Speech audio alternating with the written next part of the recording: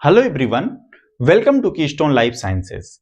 Previous lectures में हम लोग सेल साइकिल के रेगुलेशन के बारे में बात कर रहे थे और वहां पे मैंने आपको बताया कि सेल साइकिल की हर एक स्टेज को रेगुलेट करने के लिए स्पेसिफिक टाइप के प्रोटीन काइनेजेज होते हैं जिनको साइक्लिन डिपेंडेंट काइनेजेज कहते हैं। ठीक है, और मैंने आपको यह भी बताया कि सेल साइकिल में होने वाले हर एक इवेंट को यही काइनेजेज क्या करते हैं, रेगुलेट करते हैं। ठीक है, लास्ट लेक्चर मैंने आपको बताया कि जब सेल्स एस फेज में पहुंचती हैं तो डीएनए का रेप्लिकेशन हो जाता है और उस रेप्लिकेशन से दो सिस्टर क्रोमैटिड्स बनते हैं। ठीक है, और जैसे ये दोनों सिस्टर क्रोमैटिड्स बनते हैं ये क्या हो जाते हैं, आपस में लिंक हो जाते हैं बाय द प्रोटीन लिंकेज। और वो प्रोटीन कौन सी होती है, वो होती है कोहेसिन प्रोटीन्स। ठीक है, और कोहेसिन प्रोटीन एस फेज में जब जुड़ती है तो पूरे के पूरे क्रोमोसोम पे जुड़ जाती है और दोनों क्रोमोसोम को क्या करती है, अटैच्ड रखती है तब तक जब तक कि इसके सेग्रीगेशन की जरूरत नहीं पड़ती, तब तक दोनों को अटैच्ड रखती है। ठीक है, उसके बाद सेल्स एंटर करती हैं G2 फेज में और G2 फेज के बाद फिर ये एंटर करती हैं M फेज में। ठीक है, तो आज के इस लेक्चर से हम लोग स्टार्ट करेंगे कि सेल्स किस तरीके से M फेज में एंटर करती हैं। ठीक है, मैंने जब आपको इंट्रोडक्टरी लेक्चर बताया था सेल साइकिल का तो वहां पे मैंने आपको बताया था कि सेल साइकिल में दो मेजर मॉलिक्यूलर इवेंट्स होते हैं। पहला तो डीएनए का रेप्लिकेशन, ठीक है, जिसके थ्रू दो सिस्टर क्रोमैटिड्स बनेंगे, और दूसरा मॉलिक्यूलर इवेंट जो सबसे इंपॉर्टेंट होता है वो ये होता है कि दोनों सिस्टर क्रोमैटिड्स का इफिशिएंट तरीके से सेग्रीगेशन हो दोनों डॉटर सेल्स में। तो ये दो मेजर मॉलिक्यूलर इवेंट्स होते हैं जिनमें से एक मॉलिक्यूलर इवेंट हम लोगों ने एस फेज में स्टडी कर लिया। ठीक है, तो अभी तक मैंने आपको क्या बताया, एस फेज में जब सेल्स आती हैं, एस फेज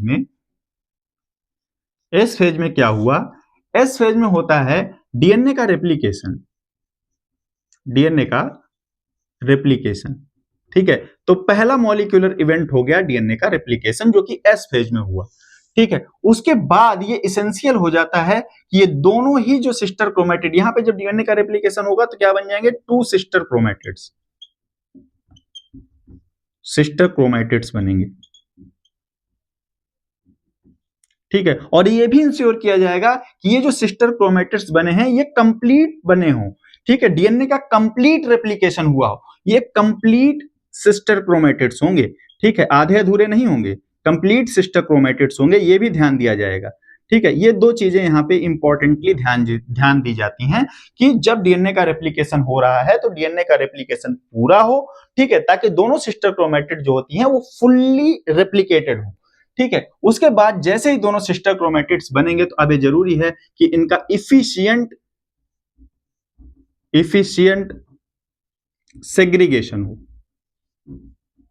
इनका इफिशिएंट सेग्रीगेशन हो into both daughter cells, both daughter sales.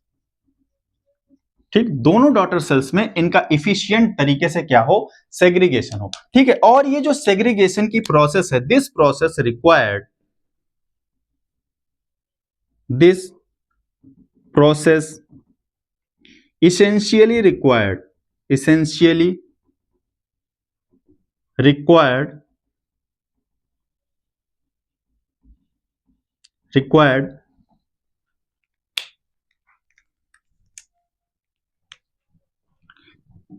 complete remodeling of the cells, complete remodeling of the cells। ठीक है, ये क्या करेगा, ये जब सेग्रीगेशन होने वाला होगा तो जो सेल्स होंगे उनकी कंप्लीट रिमॉडलिंग होगी। ठीक है, सेल का पूरा स्ट्रक्चर ही चेंज हो जाएगा। तो इसमें क्या क्या कंप्लीट रिमॉडलिंग के दौरान क्या क्या इवेंट होंगे, थोड़ा सा मैं आपको पॉइंट वाइज लिख के बताता हूं, ध्यान दीजिएगा। जब मैं आपको माइटोसिस की फेजेज बता रहा था तो वहां पे मैंने आपको डिफरेंट फेजेस बताया था, प्रो फेज बताया था, मेटा फेज बताया था, एना फेज बताया था, और किस फेज में क्या क्या चीजें होती हैं मैं सब आपको पहले ही बता चुका हूं।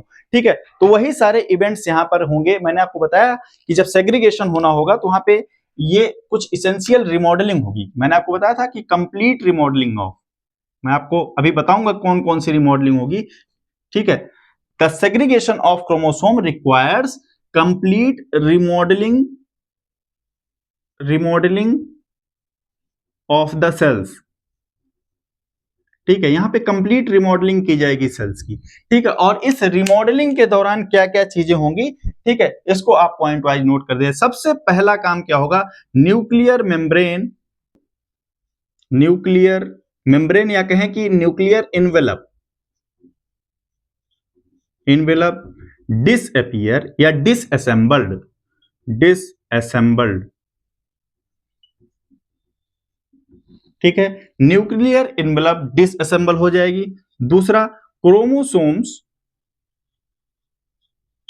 क्रोमोसोम्स कंडेंस्ड हो जाएंगे, condensed and attached to, and attached, attached to mitotic spindle. ठीक, दूसरा इवेंट होगा ये। ठीक है, तीसरा important event, all the organelles, all the organelles are rebuilt or modified, all the organelles are rebuilt or modified। ठीक है, और फोर्थ इंपॉर्टेंट जो इवेंट यहां पे होगा, the formation of apparatus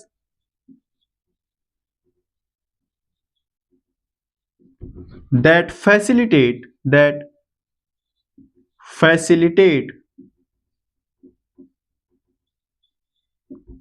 efficient segregation of segregation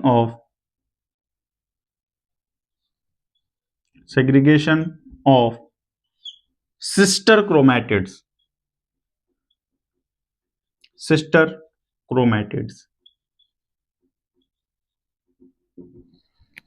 ठीक है, तो मैंने आपको बताया कि efficient segregation of chromosome requires some essential processes. ठीक है, और वो इसेंशियल प्रोसेस क्या है, उसमें कंप्लीट रिमॉडलिंग की जाएगी सेल्स की, सबसे पहला काम। ठीक है, सेल्स कंप्लीटली रिमॉडल्ड हो जाएंगी और उस रिमॉडलिंग के दौरान क्या होगा, न्यूक्लियर इनवेलप डिसअसेंबल हो जाएगी। मैंने आपको बताया था न्यूक्लियर मेम्ब्रेन डिसअपीयर होने लग जाती है। ठीक है, उसके बाद क्रोमोसोम कंडेंस्ड हो जाएंगे, क्रोमोसोम कंडेंस्ड रहेंगे, कैसे कंडेंस्ड होंगे अभी थोड़ी देर में इसकी चर्चा करूंगा, और अटैच हो जाएंगे माइटोटिक स्पिंडल से। ठीक है, उसके बाद all the organelle of the cell rebuild और मॉडिफाइड, ये फिर से बनाए जाएंगे या फिर मॉडिफाई किए जाएंगे। ठीक है, जो भी ऑर्गेनेल सेल में प्रेजेंट है वो। ठीक है, इसके अलावा फॉर्मेशन ऑफ द ऑपरेटस, कौन सा ऑपरेटस है, किस तरीके से क्रोमेटिड्स का सेपरेशन होगा, उस ऑपरेटस का फॉर्मेशन स्टार्ट हो जाएगा before the segregation of chromatids. ठीक है, क्रोमेटिड्स के सेग्रीगेशन से पहले ये सारी प्रोसेसेस होंगी। ठीक है, अब इन सारी प्रोसेसेस को फैसिलिटेट करने के लिए वहां पे स्पेसिफिक टाइप का प्रोटीन काइनेज है, जो कि साइक्लिन डिपेंडेंट काइनेज है, जिसको एम फेज साइक्लिन सीडी के कॉम्प्लेक्स बोलते हैं। ठीक है, तो किस तरह से एम फेज साइक्लिन सीडी के कॉम्प्लेक्स एक्टिवेट होता है और सेल्स एम फेज में एंटर करती हैं, थोड़ा सा इसके बारे में बात करते हैं। ठीक है, अभी तक आपको मैंने जो कुछ बताया एक बार फिर से मैं आपको ब्रीफ में बताता हूं। मैंने आपको बताया कि जब सेल्स एम फेज में एंटर करेंगी तो क्या होगा, segregation of chromosome, segregation of chromosome, ये इंपॉर्टेंट इवेंट है। क्रोमेटिड्स में लिखूंगा अभी भी, क्रोमेटिड्स का सेग्रीगेशन होगा, इफिशिएंट सेग्रीगेशन होगा। और ये सेग्रीगेशन क्या है, it requires the process, this process requires complete remodeling of the cell, complete remodeling of the cells।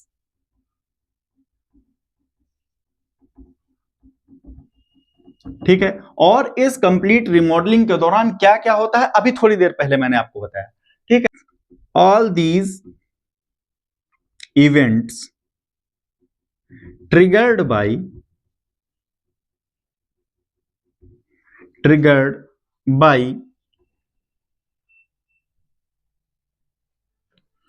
Mitotic CDKs.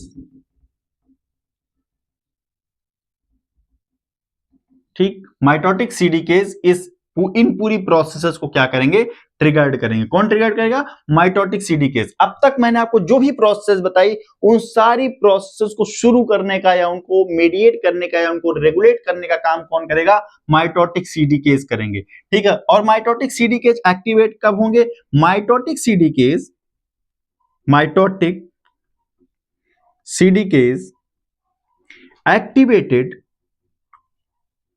activated after DNA replication,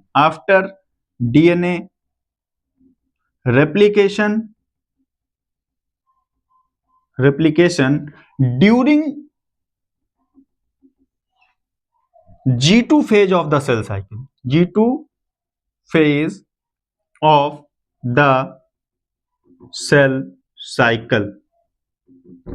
ठीक है, ड्यूरिंग G2 फेज। इसका मतलब क्या है? ड्यूरिंग G2 फेज का मतलब ये हुआ कि G2 में जब सेल्स हैं तभी एक्टिवेट नहीं होगा, जब G2 टू M ट्रांजिशन होने लग जाएगा। अभी G2 फेज चल रही है, अभी ये जो कंडीशन है ना, ट्रांजिशन की स्टेज है। ना तो पूरा G2 कह सकते हैं इसको, ना तो पूरा M फेज कह सकते हैं। ड्यूरिंग G2, तो G2 जब खत्म होने वाला है और M फेज जस्ट आने वाला है, एकदम बॉर्डर पे जब सेल्स पहुंची हैं, तब क्या होगा? M फेज CD के साइक्लिन्स क्या हो जाएंगे? एक्टिवेट हो जाएंगे। ठीक है, तो थोड़ी सी बात करते हैं एम फेज CD के साइक्लिन्स के एक्टिवेशन के बारे में कि किस तरीके से एक्टिवेट होती हैं। एक्टिवेशन ऑफ माइटोटिक सीडीकेज का एक्टिवेशन के बारे में बात करते हैं। ठीक है, ये इंपॉर्टेंट है और ये बहुत इंपॉर्टेंट है। ठीक है, तो एक्टिवेशन की अगर हम लोग बात करें तो सबसे पहले हम लोग बात करेंगे कि माइटोटिक साइक्लिन सीडीकेज होते क्या हैं। सबसे पहली बात, इस कॉम्प्लेक्स में क्या क्या होगा ये मैं आपको दिखा देता हूं। माइटोटिक साइक्लिन सीडीके कॉम्प्लेक्स, थोड़ा सा पहले इसके बारे में बात करते हैं। ठीक है, इसके बारे में बात करते हैं। इसमें साइक्लिन सब यूनिट कौन सी होगी और सीडीके सब यूनिट क्या होगी, ये बहुत इंपॉर्टेंट है, याद रखिएगा। यहाँ पे साइक्लिन सब यूनिट जो होती है, साइक्लिन सब यूनिट की अगर हम लोग बात करें, रेगुलेटरी सब यूनिट जो है, साइक्लिन सब यूनिट यहाँ पे होती है साइक्लिन बी। ठीक है, और अगर हम लोग बात करें यहाँ पे काइनेज सब यूनिट की, ठीक है, सीडीके सब यूनिट की अगर हम लोग बात करें, काइनेज सब यूनिट की बात करें, ठीक है, तो वो होती है CDK1 या फिर इसी को कहा जाता है CDC2। ठीक है, CDK1 होता है। तो साइक्लिन बी और CDK1 कॉम्प्लेक्स जब बनता है तो mitotic cyclin CDK complex activate हो जाता है। ठीक है, अब यहां पे बात करते हैं इनकी सिंथेसिस के बारे में। अगर हम लोग बात करें CDK1 की, तो CDK1 it is constant, its level is constant. मैं पूरा लिखता हूं, level is constant through out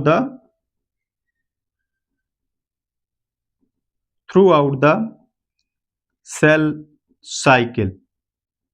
ठीक है, इसका लेवल जो है वो सेल साइकिल, पूरी सेल साइकिल में कांस्टेंट रहता है। लेकिन अगर हम लोग बात करें साइक्लिन बी की, तो cyclin B level, its level is gradually increases during S phase। ठीक है, अब यहां पे मामला समझने वाला है थोड़ा सा। ठीक, मैंने बताया कि CDKs पूरी सेल साइकिल में क्या रहेंगे? कांस्टेंट रहेंगे, मतलब CDK1 पूरी सेल साइकिल में मिल जाएगा। लेकिन इसको साइक्लिन सब यूनिट कहां पे आके मिलेगी? इसको साइक्लिन सब यूनिट मिलेगी S फेज में। इसका मतलब क्या हुआ कि जब सेल्स S फेज में हैं, तब इनको क्या मिल गया? S फेज में इनको मिल गई साइक्लिन बी मिल गया। ठीक है, और CDK तो यहां पे पहले से ही प्रेजेंट है, CDK1 तो पहले से ही प्रेजेंट है क्योंकि वो सेल साइकिल की हर एक स्टेज में पाया जा रहा है। तो इसका मतलब ये हुआ कि S फेज में ये CDK1 साइक्लिन बी कॉम्प्लेक्स बन जाएगा। ठीक है, ये पूरा कॉम्प्लेक्स बन सकता है कहां पे? S फेज में। लेकिन S फेज में अभी क्या है? एस फेज में अभी डीएनए का रेप्लिकेशन चल ही रहा है, डीएनए का रेप्लिकेशन कंप्लीट नहीं हुआ है, तभी क्या हुआ, तभी यहाँ पे ये G1 फेज जो हमारे जो एम फेज के साइक्लिन सीडी के कॉम्प्लेक्सेस हैं ये बन करके तैयार हो गए। लेकिन मैंने आपको बताया कि ये एक्टिवेट कब होंगे, ये एक्टिवेट तभी होंगे जब डीएनए का रेप्लिकेशन कंप्लीट हो जाएगा। अभी थोड़ी देर पहले मैंने एक पॉइंट में लिख के आपको बताया था, it is activated after the completion of DNA replication. उसके पहले क्या होगा, इसको इनहिबिट करके रखा जाएगा। तो कैसे इनहिबिट करके रखा जाएगा, यहीं से आपसे सवाल पूछा जाएगा और यही सबसे इंपॉर्टेंट भी है। मैंने आपको जब रेगुलेशन ऑफ सीडी केज के बारे में बताया था तो वहां पे मैंने आपको डिटेल में पहले ही ये चीज बता दिया है, लेकिन फिर से क्योंकि बहुत इंपॉर्टेंट है इसलिए यहाँ पे मैं एक बार फिर से इस पूरे प्रोसेस को एक्सप्लेन करने वाला हूं कि किस तरह से माइटोटिक सीडी के साइक्लिन्स एक्टिवेट होते हैं। ठीक है, मैंने आपको बताया था कि सीडी केज का जो रेगुलेशन होता है, जब मैं आपको रेगुलेशन ऑफ सीडी केज बता रहा था, रेगुलेशन ऑफ सीडी केज जब मैं आपको बता रहा था तो मैंने आपको बताया था वहां पे 3 तरीके के रेगुलेशन पॉसिबल हैं।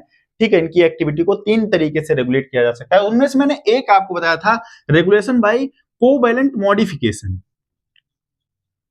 कोवैलेंट मॉडिफिकेशन, ठीक है, वहां पे मैंने कोवैलेंट मॉडिफिकेशन की बात किया था। ठीक है, और इस कोवैलेंट मॉडिफिकेशन मैंने आपको 2 प्रोसेस बताई थी। पहले तो फॉस्फोरिलेशन, फास्फोराइलेशन एंड डिफॉस्फोराइलेशन। ठीक है, तो इनकी एक्टिविटी को मॉड्यूलेट करने के दौरान इनका फास्फोरिलेशन या फिर डिफॉस्फोरिलेशन किया जाता है। ठीक है, बहुत ध्यान से सुनिएगा, बहुत ही आसान चीज मैं आपको बता रहा हूं, आसानी से समझ में आ जाएगा। ठीक है, फास्फोरिलेशन भी मैंने वहां पे 2 तरह के बताए थे। एक फास्फोरिलेशन ऐसा था जो इसका एक्टिवेशन कराता था, और एक दूसरा फास्फोरिलेशन था जो कि इसका इनहिबिशन कराता है। ठीक है, मैंने आपको ये भी बताया था कि जब तक एक्टिवेशन कराने वाला फास्फोरिलेशन नहीं होगा, भले ही साइक्लिन सीडी के आपस में जुड़ जाएं, ये कॉम्प्लेक्स एक्टिवेट नहीं होगा। और यहाँ पे एक्टिवेशन साइट वाला जो फास्फोरिलेशन था वो थ्रियोनिन 161 पे था। ठीक है, आपको याद आ रहा होगा थोड़ा थोड़ा। जब 161 पे सीडी केज फास्फोरिलेट हो जाते हैं और साइक्लिन इनसे आकर के जुड़ जाती है, कोई भी इनहिबिटर वहां पे नहीं है, उस कंडीशन में क्या होता है, साइक्लिन सीडी के कॉम्प्लेक्स एक्टिवेट हो जाता है। ठीक है, लेकिन अगर ये फास्फोरिलेशन है और उसके साथ साथ इनहिबिटरी फास्फोरिलेशन भी वहां पे हो रखा है, तब ये कॉम्प्लेक्स एक्टिवेट नहीं हो पाता है तब तक जब तक ये इनहिबिशन वाले जो फॉस्फेट्स वहां पे लगे हुए हैं वो वहां से रिलीज ना हो जाए। क्यों? क्योंकि ये जो फास्फोरिलेशन होता है ये इसकी एक्टिव साइट में होता है, और अगर एक्टिव साइट में ही फास्फोरिलेशन हो गया तो सबस्ट्रेट बाइंडिंग साइट ही क्या हो जाती है, इनहिबिट हो जाती है। मैंने आपको बताया था कि वहां पे 2 फास्फोरिलेशन साइट्स हैं जो कि इनहिबिटरी फॉस्फेट्स लेकर के आती हैं, एक है टायरोसिन 15 और थ्रियोनिन 14। ठीक है, यहां पे अगर फास्फोरिलेशन है तो एक्टिविटी क्या हो जाती है, इनहिबिट हो जाती है। ठीक है, तो पूरी कहानी जो मैंने आपको रेगुलेशन में बताई थी वही कहानी यहां पे मैं दोहराने वाला हूं, और किस तरीके से फास्फोरिलेशन और डिफॉस्फोरिलेशन होता है थोड़ा सा उसका मैं एक फिगर के थ्रू आपको ब्रीफ इंट्रोडक्शन देता हूं, तो शायद आपको बेटर तरीके से वो समझ में आए और इसके साथ साथ ही आपका रिवीजन भी हो जाएगा। ठीक है, तो एम फेज सीडी के साइक्लिन्स किस तरीके से रेगुलेट होते हैं एस फेज के दौरान, क्योंकि एस फेज के बाद ही इनको एक्टिवेट होना है, तो वहां पे क्या क्या प्रोसेस होती है थोड़ा सा उसके बारे में डिस्कस करते हैं। मैंने आपको बताया कि सीडीके का कंसंट्रेशन पूरी सेल साइकिल में कांस्टेंट रहता है, और साइक्लिन बी जो होती हैं वो ग्रेजुअली इंक्रीज करती हैं ड्यूरिंग द एस फेज। और एस फेज में जैसे ही साइक्लिन 1 और सीडीके कॉम्प्लेक्स जुड़ते हैं तो क्या होता है, उनको इनहिबिट कर दिया जाता है बाय द इनहिबिटरी फास्फोरिलेशन। ठीक है, क्योंकि जब तक एस फेज पूरा नहीं हो जाएगा तब तक ये कॉम्प्लेक्स एक्टिवेट नहीं हो सकता, और अगर ये एक्टिवेट हो गया है तो ये प्रीमेच्योर माइटोसिस की तरफ लेकर के जाएगा। ठीक है, इसलिए इसको इनहिबिट रखा जाता है। ठीक है, तो यहां पे मैंने आपको बताया कि 2 सब यूनिट्स हैं। पहली सब यूनिट हमारी है काइनेस सब यूनिट जो कि सीडीके है, बेसिकली CDK1 है। ठीक है, और दूसरी जो हमारी रेगुलेटरी सब यूनिट है वो है साइक्लिन बी। ठीक है, ये दोनों आपस में जुड़ गए, ये क्या है, साइक्लिन बी। ठीक है, जैसे ही ये कॉम्प्लेक्सेस मिले ये जुड़ गए आपस में। ठीक है, मैं यहाँ पे एक्टिवेशन वाले फास्फोरिलेशन की बात नहीं करूंगा, मैं सिर्फ इनहिबिशन वाले की बात करूंगा। ये आप मान के चलिए कि एक्टिवेशन वाला हो चुका है फास्फोरिलेशन, यहाँ पे इनहिबिटरी फास्फोरिलेशन का क्या रोल है सिर्फ उसके बारे में बात करूंगा। ठीक है, तो यहाँ पे दो इनहिबिटरी फास्फोरिलेशन इसकी एक्टिव साइट में है। ठीक है, पहला है टायरोसिन 15 पे और दूसरी इनहिबिटरी साइट है थ्रियोनिन 14। ठीक, जैसे ही ये कॉम्प्लेक्स बन करके तैयार होगा, यहाँ पे स्पेसिफिक टाइप के काइनेजेज आएंगे और इनका फास्फोरिलेशन करेंगे। ठीक है, और वो काइनेजेज बेसिकली बिलोंग करते हैं V1 फैमिली से। V1 काइनेज फैमिली के काइनेजेज होते हैं फैमिली। ठीक है, तो आपको बुक्स में लिखा हुआ मिल सकता है कि इन दोनों ही साइट्स का फास्फोरिलेशन B1 करता है। ठीक है, अगर ऑप्शन में ये है तो ये सही है, ध्यान से सुनिएगा। इन दोनों ही साइट्स का फास्फोरिलेशन B1 काइनेज कर सकता है, लेकिन कहीं कहीं पे आपको लिखा हुआ मिलेगा कि B1 और एक और B1 फैमिली का ही एक और मेंबर है MIT1। ठीक है, ये दोनों ही फास्फोरिलेशन में इन्वॉल्व होते हैं। ठीक है, तो कहीं कहीं आपको ये लिखा हुआ मिलेगा कि V1 ही दोनों साइड्स का फास्फोरिलेशन कर देता है, कहीं कहीं आपको लिखेगा कि MIT1 जो है एक साइड का फास्फोरिलेशन करता है, एक का V1 करता है। ठीक है, ये दोनों ही आपस में सही है, आपको ऑप्शन में कोई एक ही मिलेगा। ठीक है, तो अगर आपको B1 और MIT1 दोनों ही मिलते हैं तब आपको क्या ऑप्शन ऑप्ट करना है वो मैं अभी बताने वाला हूं। ठीक है, तो सबसे पहले यहां पे क्या होगा फास्फोरिलेशन की प्रोसेस में, सबसे पहले V1 आएगा। मैं अलग अलग करके आपको दिखा रहा हूं। V1 काइनेज आएगा।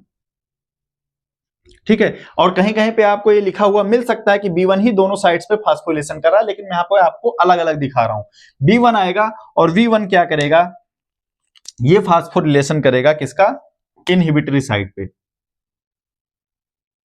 ठीक है, ये Y15 पे फास्फोरिलेशन करेगा। Y15 को क्या करेगा, फास्फोरिलेट करेगा, और थ्रियोनिन 14 अभी फ्री है। ठीक है, और इधर इसकी ये रेगुलेटरी सब यूनिट लगी हुई। ठीक है, उसके बाद क्या होगा, उसके बाद एक और काइनेज आएगा B1 फैमिली का ही, ये भी काइनेज है, इसको बोलते हैं MIT1। MIT1 आएगा। MIT1 क्या करेगा, MIT1 फास्फोरिलेट करेगा थ्रियोनिन 14 को। ठीक है, थ्रियोनिन 14 को फास्फोरिलेट कर देगा। यहां से साइक्लिन जुड़ा हुआ है और ये पहला इनहिबिटरी है Y15, टायरोसिन 15 फास्फोरिलेट हो गया B1 के थ्रू, एंड थ्रियोनिन 14 ये फास्फोरिलेट हो गया MIT1 के थ्रू। दोनों ही फास्फेट यहां पे जुड़े हैं। अब ये क्या है, इनएक्टिव। ठीक है, ये एक्टिव है, ये इनएक्टिव है, ये पार्शियली इनएक्टिव है।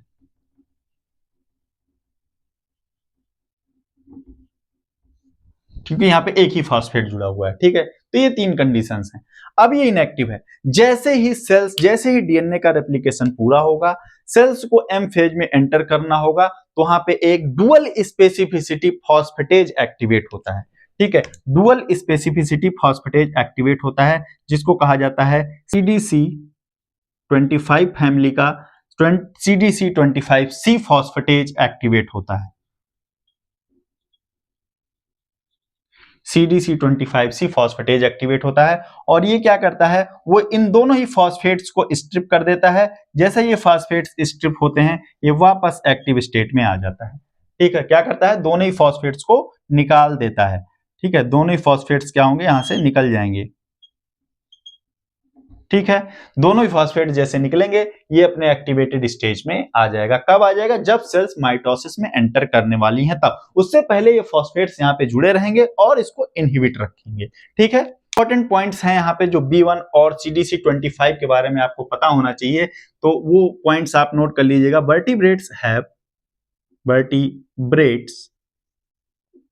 Have multiple V1 kinase and CDC25 phosphatases। ठीक है, ये मल्टीपल हैं, CDC25 फॉस्फेटेज और B1 काइनेज जो है, ये एक पूरी फैमिली है और यहाँ पे मल्टीपल प्रोटीन्स हैं। CDC25 का एक फैमिली मेंबर है CDC25A। It is activated activated in late G1 phase, late G1 phase, and helps in the activation of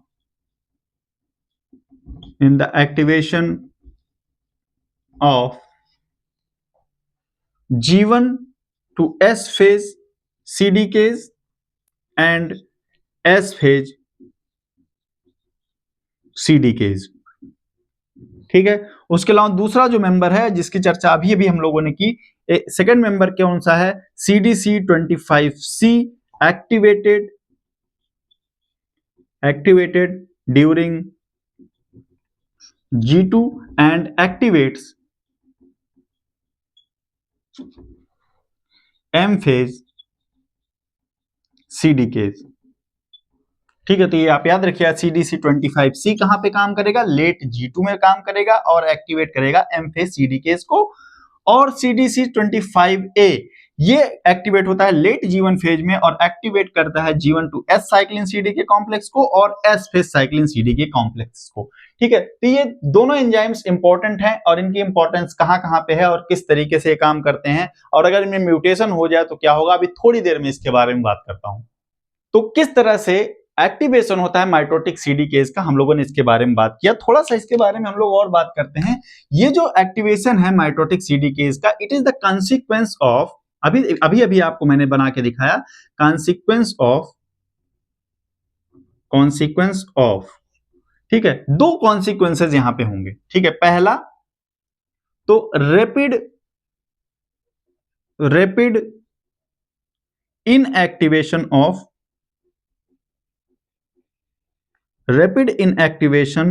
of V1 kinase. ठीक, V1 काइनेज का रैपिड इनएक्टिवेशन हो, V1 या MIT1 दोनों हो सकते हैं। ठीक है, दोनों का रैपिड इनएक्टिवेशन हो, और दूसरा रैपिड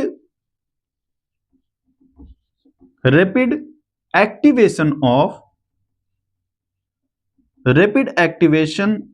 ऑफ CDC25C फॉस्फेटेज। ठीक है, अब इस चीज को समझिएगा आप थोड़ा। मैंने आपको बताया कि जब इनहिबिटरी फॉस्फेट्स वहां पे लगे हुए हैं तो साइक्लिन सीडीके कॉम्प्लेक्स इनएक्टिव है। ठीक है, और इनहिबिटरी फॉस्फेट जोड़ने का काम B1 काइनेज फैमिली के मेंबर्स कर रहे हैं, वो B1 है और MIT1 है। ठीक है, और CDC25C क्या कर रहा है, वो उन फॉस्फेट्स को रिमूव करने का काम कर रहा है। ठीक है, तो अगर यहाँ पे माइटोटिक सीडीकेज का एक्टिवेशन होना है तो ये जरूरी हो जाता है कि जितनी जल्दी हो सके इस B1 काइनेज को इनएक्टिवेट किया जाए और उसके साथ साथ ही रैपिड फॉर्म में CDC25C फॉस्फेटेज को एक्टिवेट किया जाए। ठीक है, तो इसका तेजी से इनएक्टिवेशन हो और इसका तेजी से एक्टिवेशन हो। ठीक है, ये पूरी प्रोसेस जो है इसको मीडिएट करते हैं एक रैपिड फीडबैक लूप।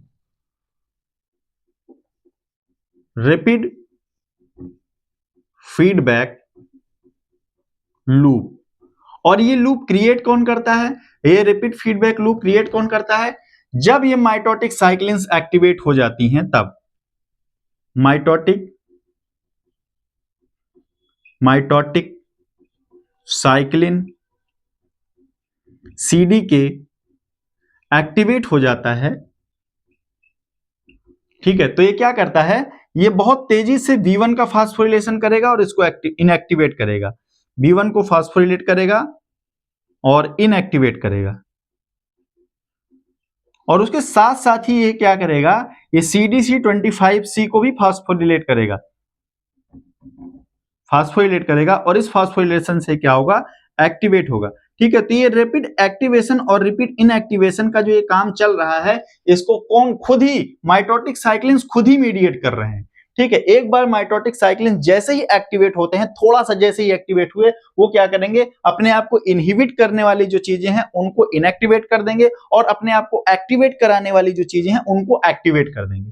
ठीक है, तो ये कहानी यहाँ पे चलती रहती है। तो एक रैपिड फीडबैक लूप वहां पे चलने लग जाता है, जिसके थ्रू माइटोटिक साइक्लिन खुद का ही एक्टिवेशन प्रमोट करने लग जाती है। और ये जरूरी होता है कि ताकि सेल्स जल्दी से माइटोसिस फेज में एंटर करें और सेल का डिवीजन हो सके, क्रोमोसोम का सेग्रीगेशन हो सके। ठीक है, तो ये प्रोसेस यहाँ पे इंपॉर्टेंट हो जाती है और आपको पता होना चाहिए कि यहाँ पे रैपिड फीडबैक लूप भी होता है।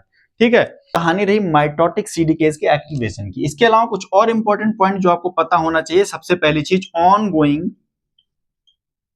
ongoing DNA replication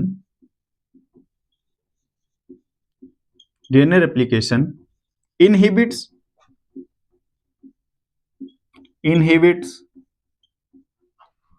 mitotic CDK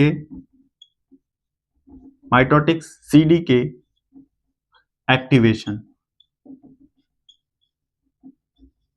ठीक है, और मैंने आपको ये भी बताया है कि सेल डिवीजन में तब एंटर करती हैं जब एक प्रॉपर साइज तक पहुंच जाती हैं। ठीक है, तो वहां पे भी एक ग्रोथ सेंसर है। ठीक है, वहां पे एक ग्रोथ सेंसर है।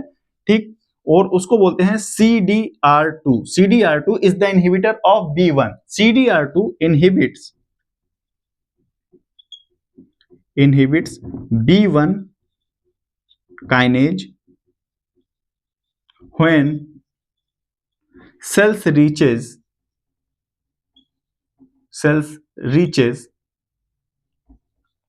to appropriate size।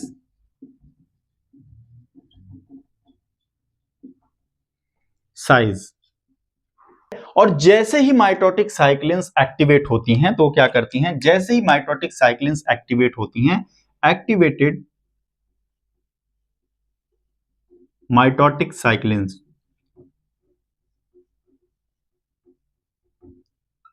जैसे ही माइटोटिक साइक्लिन्स एक्टिवेट होने लगती हैं, ये उन सारी प्रोसेस को फैसिलिटेट करती हैं।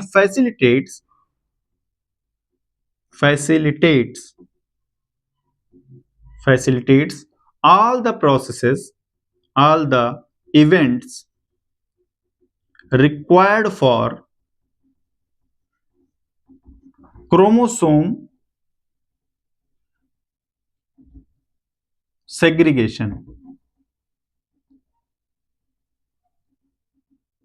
ठीक है, और इनकी सबसे खास बात होती है कि इनिशियली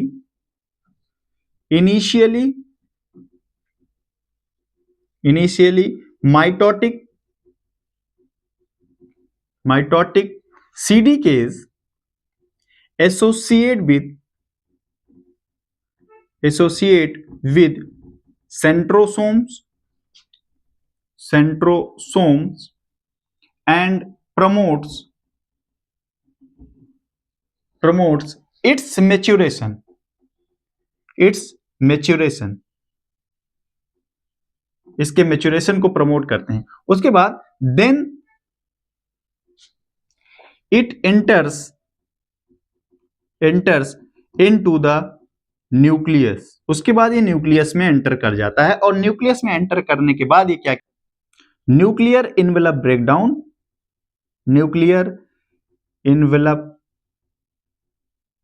ब्रेकडाउन कराएगा।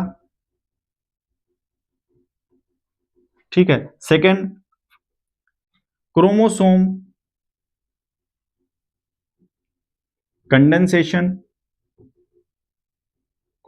का कंडेंसेशन कराएगा। And third, it promotes spindle formation.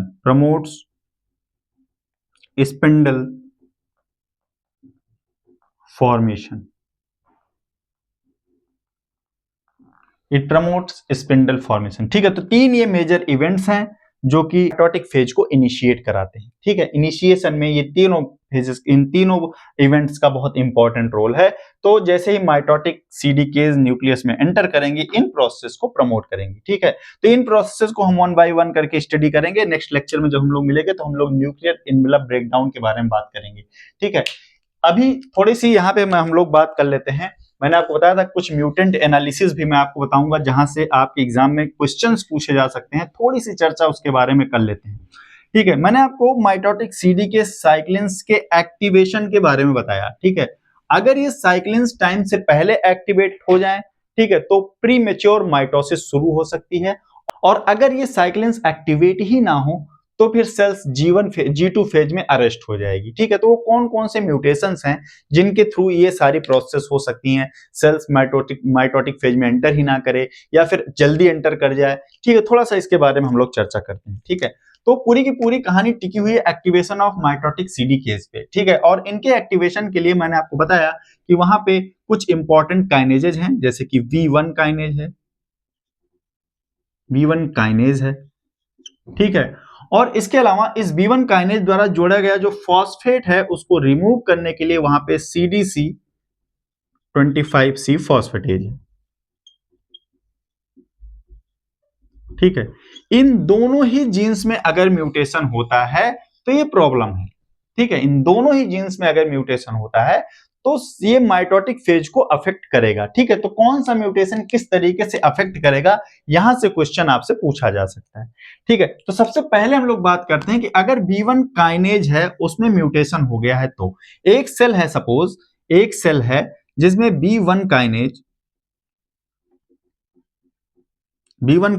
Mutated है। म्यूटेटेड का मतलब ये हो गया कि ये एब्सेंट है, इसका डिलीशन हो गया है, एब्सेंट है। ठीक है, B1 काइनेज एब्सेंट है। इस केस में क्या होगा, अगर B1 काइनेज नहीं होगा तो क्या होगा, जो सेल्स हैं उनमें इनहिबिटरी फास्फोरिलेशन नहीं हो पाएगा। ठीक है, जो सेल्स के माइटोटिक सीडीकेज हैं उनमें इनहिबिटरी फास्फोरिलेशन नहीं हो पाएगा, और अगर इनहिबिटरी फास्फोरिलेशन नहीं हो पाएगा तो माइटोटिक सीडीकेज जो होंगे, माइटोटिक सीडीकेज जो होंगे वो एक्टिवेटेड रहेंगे, जल्दी एक्टिवेट हो जाएंगे। ठीक है, पहले एक्टिवेट हो जाएंगे और यहां पे क्या होगा, premature entry to the mitosis. Mitosis में प्री मेच्योर एंट्री हो जाएगी, रिजल्टिंग इन स्मॉल सेल्स। यहाँ पे स्मॉल सेल्स बनेंगे क्योंकि सेल्स को ग्रो करने का टाइम ही नहीं मिला। G2 फेज में जो ग्रो करने का टाइम मिलना चाहिए वो टाइम मिला ही नहीं, और उस कंडीशन में क्या होगा, सेल्स प्री मेच्योर एंट्री करेंगी माइटोसिस में, और प्री मेच्योर एंट्री करेंगी तो यहाँ पे छोटी सी सेल्स मिल जाएगी। ठीक है, उसके बाद अगली कंडीशन यहाँ पे जो है वो ये है कि अगर CDC25C फॉस्फेटेज म्यूटेट कर जाए तो, ठीक है, CDC25C फॉस्फेटेज अगर म्यूटेट कर जाए तब क्या होगा। ठीक है, तो mutation in CDC25C phosphatase, mutation in CDC25C phosphatase, इसकी बात करते हैं। ये क्या करता है, ये इनहिबिटरी फॉस्फेट को स्ट्रिप करता है। ठीक है, इनहिबिटरी फॉस्फेट को हटाता है और क्या करता है, सीडीकेज को एक्टिवेट करता है। ठीक है, तो अगर ये म्यूटेटेड है तो क्या होगा, सीडीकेज आर इनहिबिटेड, ये इनहिबिटेड ही रहेंगे, सीडीकेज इनहिबिटेड ही रहेंगे, तो cells can not enter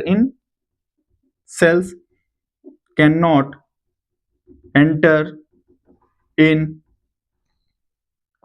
M phase में नहीं जाएगी, and it is arrested in G2 phase में अरेस्ट हो जाएगी, और सेल्स क्या हो जाएंगी,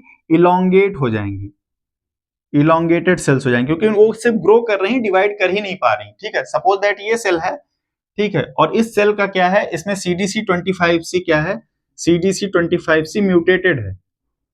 ठीक है, तो अब क्या होगा, ये G2 में जब जाएंगी तो ये G2 में अरेस्ट हो जाएंगी, तो क्या हो रहा है, G2 में इनका टाइम बढ़ गया, अब ये बड़ी हो गई सेल्स, ये G2 में ही पड़ी हुई हैं, ये एम फेज में जा ही नहीं पा रही, क्योंकि माइटोटिक सीडी के साइक्लिन में जो इनहिबिटरी फॉस्फेट जुड़ा हुआ है उसको रिमूव करने वाला जो एंजाइम है CDC25C फॉस्फेटेज, वो म्यूटेट हो गया है, एब्सेंट है, वहां पे है ही नहीं। ठीक है, तो ये एक दूसरे टाइप का म्यूटेशन हो गया। एक तीसरा म्यूटेशन भी होता है, third case, over production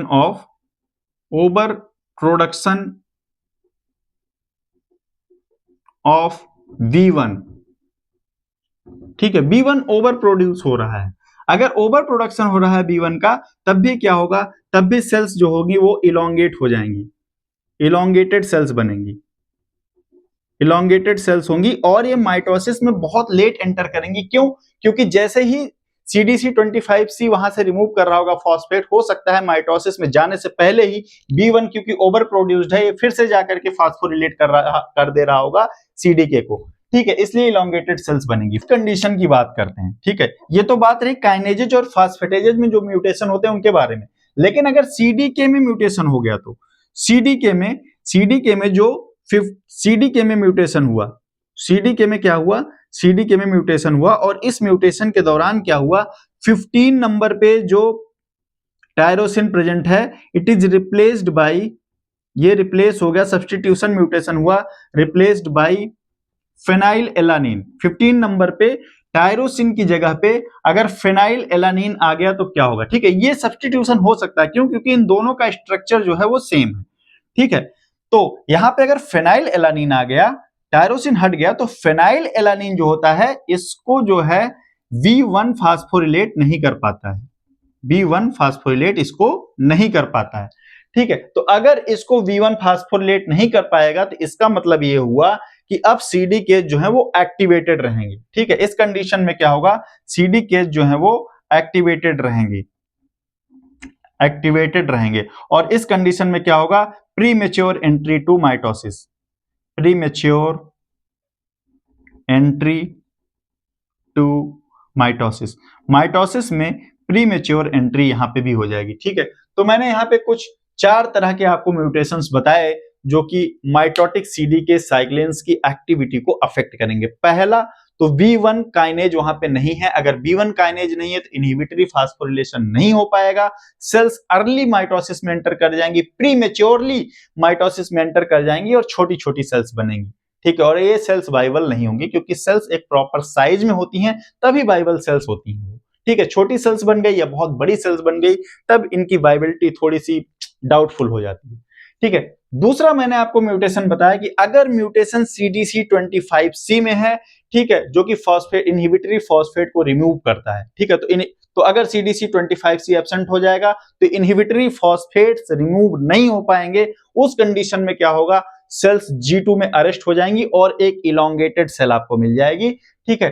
third condition जो होती है ओवर प्रोडक्शन ऑफ B1, अगर ओवर प्रोडक्शन हो रहा है B1 का तब भी क्या होगा, अगर CDC25C इनहिबिटरी फॉस्फेट्स को रिमूव भी कर दे रहे हैं तो यहाँ पे B1 काइनेज बहुत ज्यादा है, वो क्या करेगा, वो कुछ CDKs को तो फास्फोरिलेट कर ही देगा, ठीक है। और इस कंडीशन में क्या होगा, सेल्स बहुत देर में G2 फेज को क्रॉस कर पाएंगी और M फेज में जाएंगी, वहां पे भी इलोंगेटेड सेल्स मिलेंगी, ठीक है। और फोर्थ कंडीशन ये होती है कि म्यूटेशन CDK सब यूनिट में है, CDK सब यूनिट में जो टायरोसिन था 15 पोजीशन पे वो रिप्लेस हो गया है फेनाइल एलानिन से। और ये रिप्लेसमेंट क्यों हो सकता है, क्योंकि फेनाइल एलानिन का स्ट्रक्चर और टायरोसिन का स्ट्रक्चर सेम है, भले ही ये स्ट्रक्चर सेम है लेकिन फेनाइल एलानिन V1 का टारगेट नहीं हो सकता, फेनाइल एलानिन पे V1 फास्फोरिलेट नहीं कर पाएगा, ठीक है। और ये फास्फोरिलेशन यहाँ पे नहीं कर पाएगा, इसलिए CDKs लगातार एक्टिवेटेड रहेंगे और प्रीमेच्योर एंट्री हो जाएगी कहां पे, माइटोसिस में, ठीक है। तो ये तो बात रही किस तरह से माइटोटिक साइक्लिन्स पूरी की पूरी प्रोसेस को रेगुलेट करते हैं और उनका एक्टिवेशन किस तरीके से होता है,